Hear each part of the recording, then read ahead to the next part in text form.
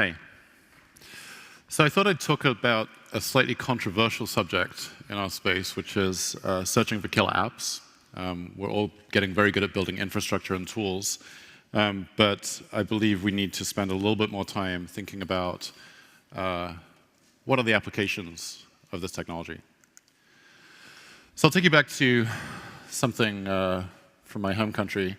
The Hitchhiker's Guide to the Galaxy is a great book by Douglas Adams. It was turned into a radio show on BBC and then a movie.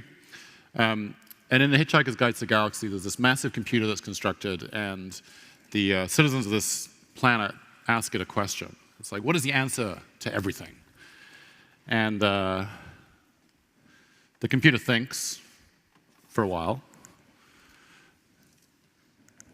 7.5 million years. And then it comes up with an answer, 42. And the people of this planet are horrified. They're like, what do you mean the answer is 42? And the computer says, well, the problem is that you didn't ask me what the question was. What is the right question? So if the blockchain is the answer, what's the question? What are we trying to solve?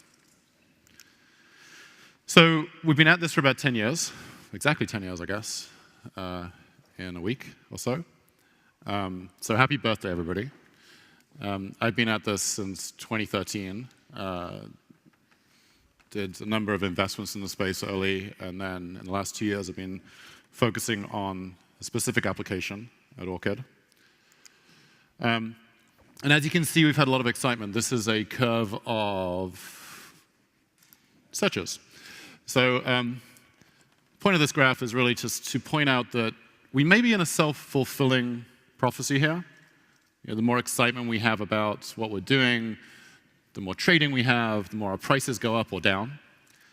But as was exposed recently in some of the Senate hearings and in some Twitter storms, we might need at some point to have some fundamentals. And fundamentals need to be more than number of wallets, and they need to be no more than the amount of trading.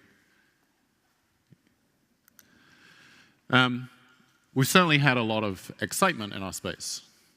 We've had many billions of dollars raised, a large number of, I like to call them companies, but I guess people call them projects here, a large number of companies funded. Project always sounds like it's like something you're doing at high school, but you know, I like the word company because it means you might actually be trying to build something. This year has been an interesting one. We're in a little bit of a downturn for funding. There's certainly been a lot of money privately raised. Certainly in the US, where our company is based, we've seen increasing regulations and increasing difficulties with raising money publicly. And as you can see, our dear friends at EOS managed to capture rather a large amount of this. But I think it's important to go back a little bit. This decentralized space didn't start with Bitcoin. And in fact, if you go really far back, the entire internet was architected in a decentralized fashion. I actually got into the peer-to-peer space in the early 2000s, and then worked at Sun building data center technology using distributed systems. So people have actually been at this kind of technology for quite a while. The innovation around cryptocurrencies has definitely enabled not just a different kind of funding mechanism, but a different kind of incentive structure, which I think is very important in the way that we think about these companies. But this year, yeah, I mean, even just looking around this room, most people went home already. But I think that it's been a challenging one, and it is increasingly challenging. But the sort of saying in Silicon Valley is, you're always in a bubble. You just need to know which bubble you're in and what stage of the bubble you're in. And bubbles aren't necessarily bad things. And we definitely are in a bubble. But taking a slightly larger perspective, perhaps we're just in a really large bubble. Maybe this is a really enabling technology for a much longer set of things that we could be building. Carlota Perez has a lot of studies around bubbles and talks about the importance of them in actually developing future applications and getting to what she calls a golden age. So where are we in this thing? We're in a pretty anemic world as far as users go. And one of the questions I've been asking people at this conference is, where are the users? What is the application here?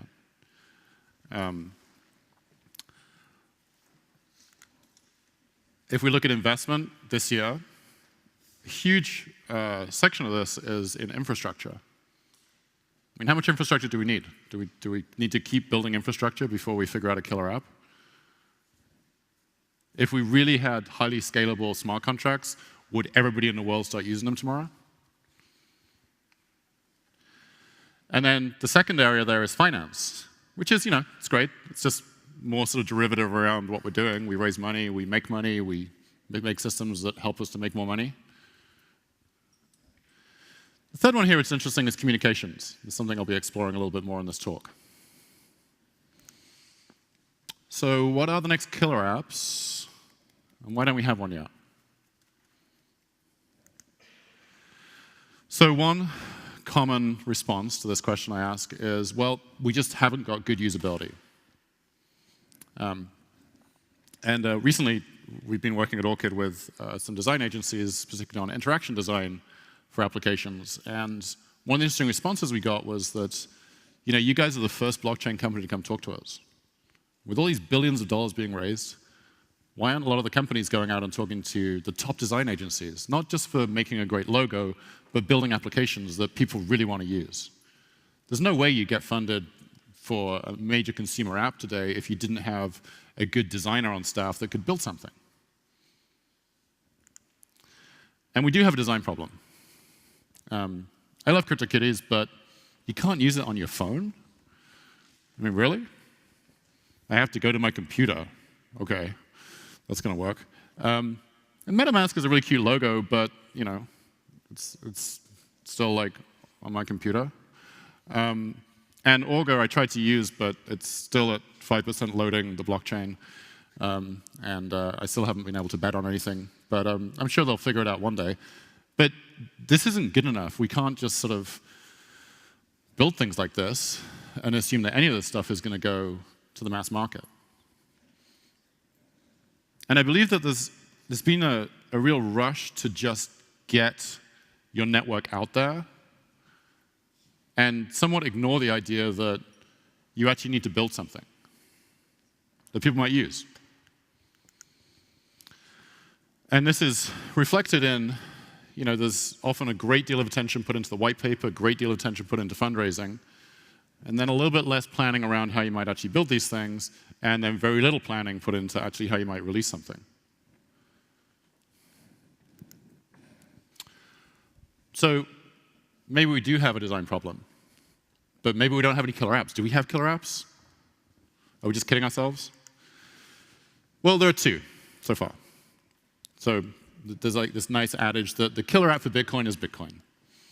Sounds cute, right? But the interesting thing about this is that it's basically true. It's become demonstrated to be a good store of wealth, even though it's volatile. And it routes around a specific control problem and gives you banking without banks. And the banking without banks was actually the initial motivation that I had coming into the space, was the idea that in areas where banking was just non-existent, you could actually give people this capability. Just give them a phone, and they'd be able to store things. They wouldn't have to dig a hole and stick money in the ground, or worry about someone coming and taking it, or the government devaluing the currency. This seemed like a really interesting idea. So that's the killer app. It's very powerful. And in Ethereum, this has actually been pointed out a number of times, actually, by my friend Ryan as well, earlier in this talk.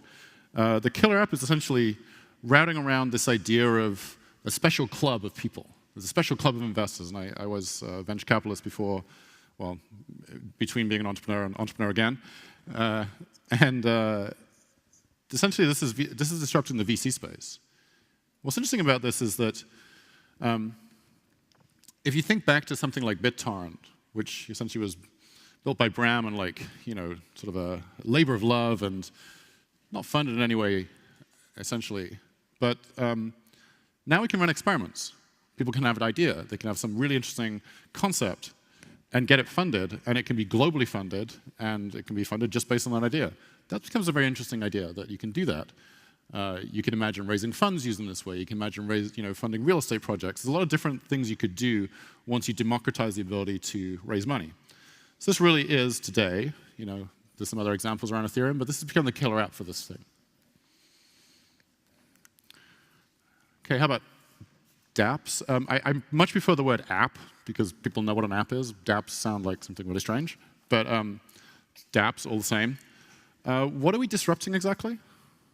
Because people keep telling me that there's going to be this framework, and if we build this framework, then people will come.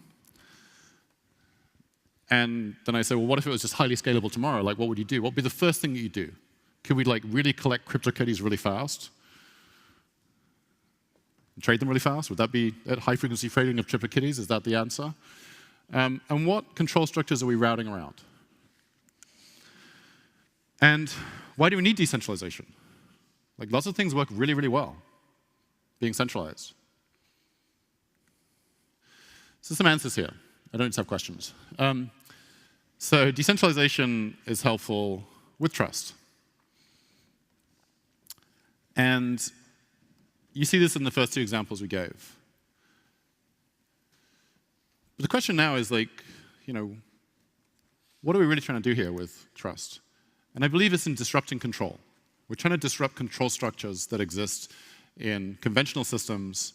We've seen this with Bitcoin with banks, we've seen this with Ethereum with funding, and obviously governments too. And I believe that communications is an incredibly rich space for us to explore as a community. Certainly the area that we've been focusing on in one aspect of it. And the reason for this is that if you start thinking through who controls communications. So first of all, in communications, you need identity. So your identity is either given to you by your cell phone provider, by the fact that you have a number and you have to go give them your government identification and get that number, and that identifies you. It could be given to you because you are part of the big five or the big three networks in the West and in China. And then there are issues of control in terms of what can you say? How can you say it? Who's censoring you? Who's filtering the information you can read? Who's filtering the information you can publish? So you see a number of aspects of different control structures there. And this gets even more interesting when you start thinking about extending spectrum. And we've seen some issues when you do control things too much. Poor old Mark here had been facing issues over the last couple of years. Most recently, we've seen the recent hack where the problem of concentrating control and concentrating data is now even becoming exposed on Facebook. In the US, we have now the anti-net neutrality laws, in addition to the Broadband Collection of Data Acts, which was put in last year. So we're seeing increasing government and commercial censoring and control of information and publishing. And in Europe now, this is just yesterday, there are a number of sites now that are not complying with GDPR, which in general is a pretty good idea. But now we effectively have a form of censorship here. If you don't comply with the rules of one country, you can't access data from another country. In Russia, we saw the shutdown of Telegram. It was actually a very brutal shutdown in terms of just shutting down millions of IP addresses, and the protests that ensued after that. And then China, which I've talked many times about. We have such extreme surveillance that people, in many regions just behave as if this is normal. I was recently at a conference talking about a real study of Chinese internet usage. And one of the fallacies I think that we have in the West is that there's this desperate need in China for people who are desperate to get out of this system. Most of these guys don't really care. They're not sitting there waiting for Facebook or Instagram. They already have their own internet. I think the problem is actually much worse in many other parts of the world. But certainly, it's an interesting point that if you just start building things in this way, eventually people may not care. That could be a dangerous thing for the world. And we certainly have this incredibly rapid concentration that's happened with governments and corporations now, concentrating data, monetizing in different ways, and becoming essentially a weak point in these architectures. There's a recent New York Times article talking about that we are actually beginning to have 3 different kinds of internet. And China, tightly controlled, essentially government-focused, with strong corporate cooperation. In the US, trust Facebook and Google, or Apple. And in the EU, lots of regulation. And why is this important? Well, it's important because there isn't really a divide anymore between online and offline. We have sort of essentially a single narrative across the way that people, especially digital natives today, born into this world, they don't really think about like, oh, I'm going to go online. Online is offline. It's the same thing. And so the culture that we build online is going to start becoming the culture that we have offline, which is essentially the whole thing. So when we're thinking about killer apps, it's important not just to think about what we built before and let's bring it into this new world. There's a tendency to essentially kind of re-engineer what we had into the past and bring it into today. Whereas the new platforms actually give you new capabilities. They give you new ways of doing things. And the thing that's hardest to predict is the social changes. From going from Web 1.0 to Web 2.0, I think the definition of what exactly is 1.0 or 2.0 or 3.0 is a little strange.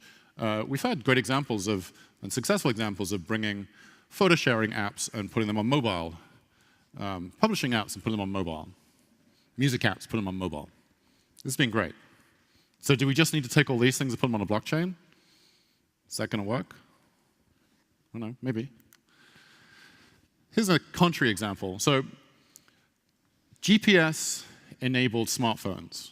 You wouldn't think about that as a technology platform, but actually that's a very interesting technology platform. And before it was available, most of the futurists said that the real killer application for this is going to be mobile, location-based advertising. You're going to be driving down the street, and as you get towards the pizza shop and it knows that it's kind of towards dinner time, you're going to get an ad for pizza. So you're going to pull over to that pizza store and grab pizza, because that's what everybody wants to do. But instead, we got Uber. And I remember the first time I opened up the app for Uber, I was like, wow, this is amazing. It's GPS-enabled killer app. Like, this makes so much sense. The thing that no one predicted with the futurists back then was the idea that you'd be willing to get into a stranger's car. And that was a gap. So if we can't predict Uber, could it be that we can't predict the next killer app for blockchain? We talked about control systems. One thing that I'm still curious about is why very few people in this space are talking about taking advantage of the fact that we have a large number of nodes of computers in most of the networks. Well, I guess in a few of the networks.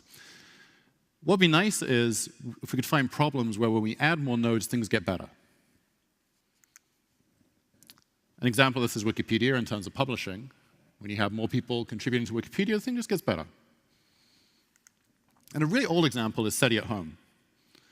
So this actually is one of the things that sparked off the first peer-to-peer excitement. There was Napster, and then people started building kind of commercial implementations of these things.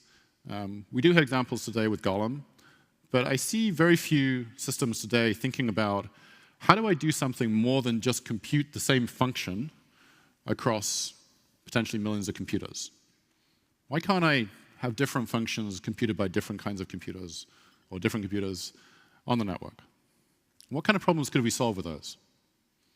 It takes us outside of just blockchain and just smart contracts and really thinking about distributed, decentralized computing in a more general fashion. So we've been looking at trying to find a niche. The area that we've been focusing very heavily on is VPNs. VPNs have become incredibly popular, and pretty much every time there's some report about hacking or surveillance and so on, we see spikes in the growth of these things. It's got to the point now where VPN companies are actually even telling stories like, if you download this VPN, you're not going to get hacked. And I tell you here to tell you that's not true. You may still get hacked if you use a VPN. VPN companies also have some very strange business models. Many of them make money by selling user data. Seems a little contrary to what they're trying to do, but I guess you're going to make some money somehow. Cost of bandwidth is also very challenging for these guys, and so the business models are hard. There's a number of studies around the world of In some countries, we have up to 40% usage of VPNs. And you might think that people are just out there trying to do nefarious things with this stuff. Most people just want to access content. Or most people want to just like make sure they're not being surveilled in some way. Often it's corporations. The other area that we think is interesting in messaging, you can see one of the challenging things for messaging for me today is the fact that I know as a power user that no matter what application I'm using, no matter how well the end-to-end encryption goes, there's still a central point for that control. If some really intense regulation went in place, some new law about surveillance went in place, and this is actually starting to happen. There was recent overtures by the US government to Facebook Messenger to ask them to put in backdoors to the encryption. Then all your messages could be owned. This already happens in China with WeChat. So to conclude, I'm a little ahead of schedule. I think what's very important for us to think about is, are we asking the right question? Or are we just creating lots of answers? Is blockchain the answer? What is the question here? And as I mentioned, our focus is definitely heavily into the communications area. The other thing I'd like to announce here today is that we are now opening a Berlin office and looking to recruit people in business and tech and all areas. So it'll be the second of our offices. You can contact me here, just 7@orchid.com as well. Thank you.